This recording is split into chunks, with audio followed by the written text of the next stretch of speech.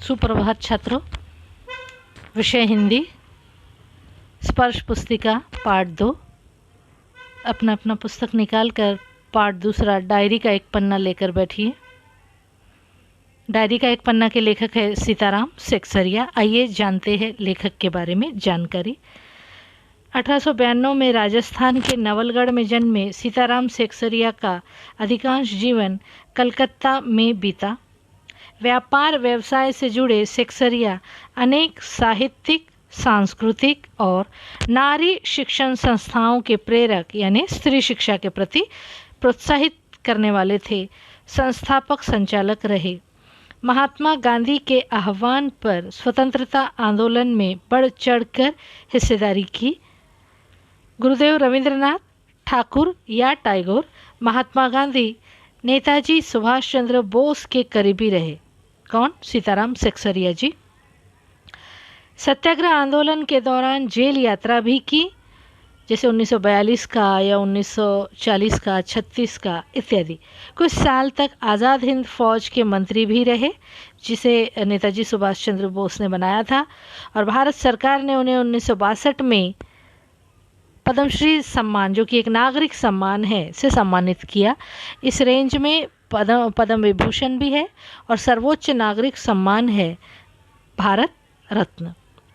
जब आप अपने किसी कार्य में अद्भुत हो जाते हैं, तब भारत सरकार आपको ये सम्मान देकर आपके प्रति अपनी श्रद्धा व्यक्त करती है।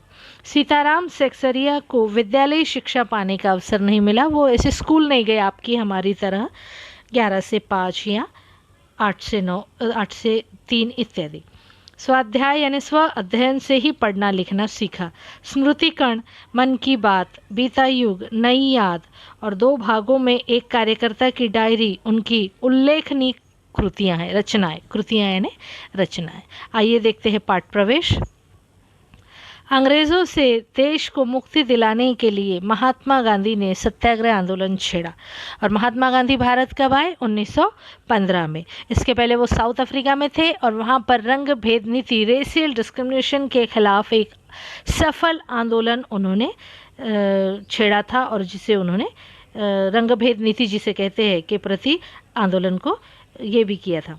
इस आंदोलन ने जनता में आज़ादी की अलग जगाई। देश भर से ऐसे लाखों लोग सामने आए जो इस महासंग्राम में अपना सर्वस्व न्यौछावर करने को तत्पर थे। तन मन धन से वो तैयार थे कि वो आज़ादी के लिए अपना हर कुछ, अपनी तरफ से जो कुछ होता है उसे वो पूरा करेंगे या देंगे। 26 जनवरी 1930 को गुलाम भारत में पहली बार स्वतंत्रता दिवस मनाया गया था। यह सिलसिला आगे भी जारी रहा। आज़ादी के 2.5 साल बाद 1950 में यह दिन हमारे अपने गणतंत्र के लागू होने का दिन भी बना। कैसे? मैं आपको बताती हूँ कि अकॉर्डिंग टू डायरी का एक पन्ना वो बोल रहे हैं कि उन्होंने 26 जनवरी 1930 को पहला आज़ादी का दिवस मनाया, क्योंकि गांधी जी ने कहा कि हम अपने आप को आज़ाद समझ लेते हैं, क्योंकि तन मन से हमें आज़ाद होना ज़्यादा ज़रूरी है। तो फिर 20 साल बाद 1950 में 26 नवंबर 1949 को जब संविधान लागू किया गया, तब उस दिन भी 26 जनवरी 1950 को ही क्या किया गया? झंडा फहराया गया संविधान दिवस या प्रजातंत्र के आधार पर। लेकिन इसकी नींव कहाँ पड़ी है? 26 जनवरी 1930 को। प्रस्तुत पाठ के लेखक सीताराम सेक्सरिया आज़ादी की कामना करने वाले उन्हीं अनंत लोगों में से एक थे। वह दिन प्रतिदिन जो भी देखते, सुनते और महसूस करते, उसे अपनी निजी डायरी में दर्ज कर लेते थे।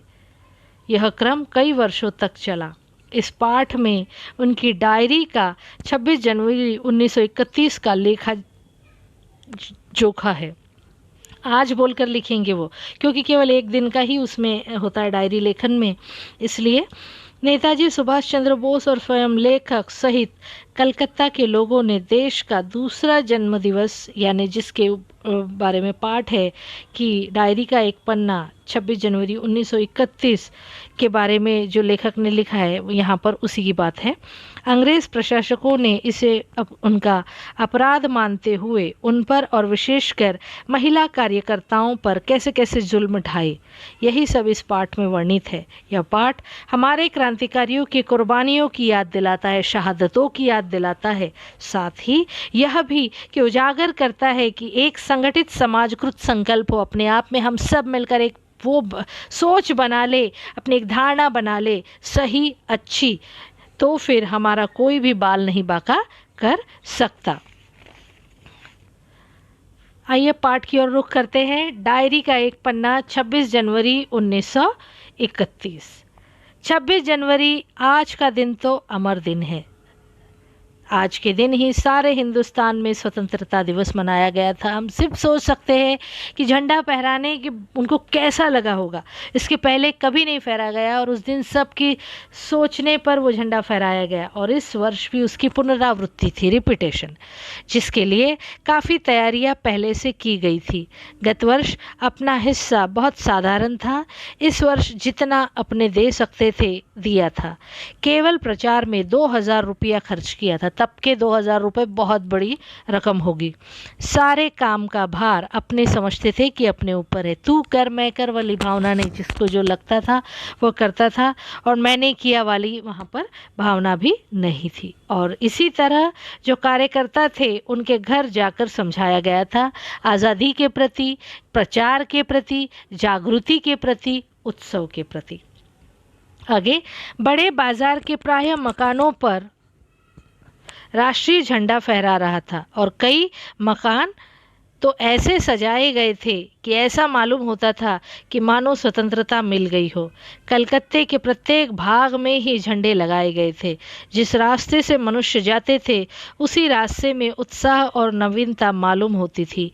लोगों का कहना था कि ऐसी सजावट पहले नहीं हुई। आज़ादी के लिए हर कोई तैयार था। कोई त्यौहार है, होली, दिवाली या फिर ईद, तो एक पर्टिकुलर धर्म विशेष का होगा, लेकिन आज़ादी ऐसा त्यौहार थी कि देश के हर कोने में गरीब अमीर, है ना, हर रंग हर जात का वह त्यौहार था।